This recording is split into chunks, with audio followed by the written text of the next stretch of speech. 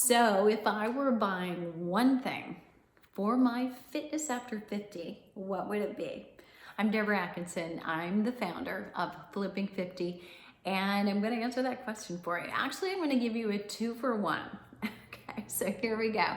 The very first thing that I would buy would be something to monitor my progress for no matter whatever else I was doing, and that is a smart scale that measures your body composition. So you can buy a couple of different, and of course it's a continuum of prices and bells and whistles, right? But you want to buy one that you've got in your bathroom right now that does weight, and if it does weight, it will tell you what is your percent body fat. Please don't confuse that with BMI. BMI stands for Body Mass Index, and that is simply your height versus your weight. That does not tell you whether that's all fat or all muscle, or for all of us, it's somewhere in between. But if it's closer to muscle, great. If that's closer to fat, not so great, but BMI will not tell you. It will just base it on weight and height. So unfortunately, even in your doctor's office, that is still what they use, suggesting that if you're at a specific BMI that you're healthy. And really you have no way of knowing, especially those of us that are a little bit of vertical challenged. If you're not very tall, the chance is that you are getting your weight and your health by BMI misunderstood. So you're misinterpreting those numbers. So throw that aside for now. What you really need to know is, what is your percent body fat? And body fat, ideally for women, and this is women of all ages. So I've taught for years students at a university setting, and it is between 18 and 28% for them. It is 18 and 28% for you. And if I see you again in 20 years, it's going to be between 18 and 28%. 30% is classified as obese. And little secret and an insider tip, I just did a podcast interview with a doctor who I respect very much. But as he was recommending to our listeners, not through a question, but he was talking his way through an answer, and he threw this out there that, for women, it's somewhere under 30 is where you want to be. I thought, yeah, got to get a little bit more specific with that. So it's important that you realize between 18 and 28 is healthy, 30 is classified as obese. That's not a very big window, but we all feel slightly different and we function different. So if I had been 30 years old and my percent body fat was 20, that's in the health range, but I probably would not have been able to get pregnant because my cycle would have been disrupted. For me, that was too low. When I'm at my fittest, meaning I was training for marathons and for triathlons, and I mean Ironman distance triathlons where you're active all day long, I was still at about 25 plus or minus 1 or 2% body fat. That's where my health was the best. And that's what I did without trying. And yet I was trying really hard, right? But I was also eating to compensate. I mean, you don't diet and you can't be an athlete and an anorexic, was what I like to say. But really important that you're tracking that body composition. And I did whenever I was doing that training to make sure that I was not losing muscle mass. Because yeah, believe it or not, the more activity you do that is endurance kind of activity, the more muscle loss you can have. Really important to me that I wasn't losing muscle. So no matter what I wanted to do for a few months training for something, I knew that for my whole life, I wanted to still be, down here at those large double digits and triple digits, feeling good. And I need strength and muscle in order to do that. So pick up a scale.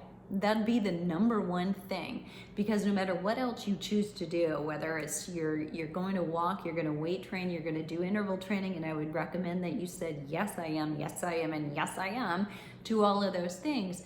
You need to track what effect is it having on your body, and what effect, not just the exercise, but the nutrition that I'm using with my exercise and sleep. 3 big factors for women who are over 50, and for that matter, over 40, where it starts to really turn the corner, and you're gonna notice if you're skimping at any one of those, they're going to catch up with you, okay? Come back to bite you, you know where. So a scale, first of all. So now let me get a little not so funny. I'll give you the real answer. In terms of weight training, here's what it is. You know, you might be expecting that I might say a treadmill or an elliptical or a bike, or I'm not. I'm gonna say dumbbells. So it doesn't have to be very sexy at all. You can probably find them at garage sales. You can find them on Craigslist. You probably go knocking on doors next door at your neighbors and say, hey, do you have any dumbbells sitting around that you're not using? Love to take them off your hands. Take your wagon around the neighborhood and go and do it. So literally, lifting weights is one of the things that will keep you youngest the longest, strongest the longest. And let's face it, what's sexy when you're 80 and 90 is no longer going to be driving the convertible. It is going to be who can carry the tray in the cafeteria, right? So who can balance themselves and carry trays? That's it. And you're starting right now to lay that foundation. You won't get to be 85 and then decide, oh, I'm going to start. And yes, even if you haven't, you can make some progress, but you're going to be in far better shape if you start right now at this minute we're in and start lifting some heavy weights. And if anyone tries to tell you it doesn't have to be very heavy, it doesn't have to be extreme. Truth, it does not have to be extreme, but truth, it needs to be heavy. Your body has to know that you have overloaded those muscles beyond your daily activities of life, not just taken the same kind of stressors you have in every day and done them more often. That's if you already have an injury, and if you already feel a little vulnerable because of maybe prior injuries or a condition, that you should do that type of exercise. But for those of us that can, we just start with light weights, more repetitions, and gradually make that weight a little bit heavier, doing fewer repetitions until we're doing about as heavy as we feel like we can tolerate, and hopefully putting a little power with that movement, meaning pushing it out quickly and coming slowly back in, lowering it always with control. Those kinds of things will help your lean muscle tissue and therefore metabolism and your bone density the most.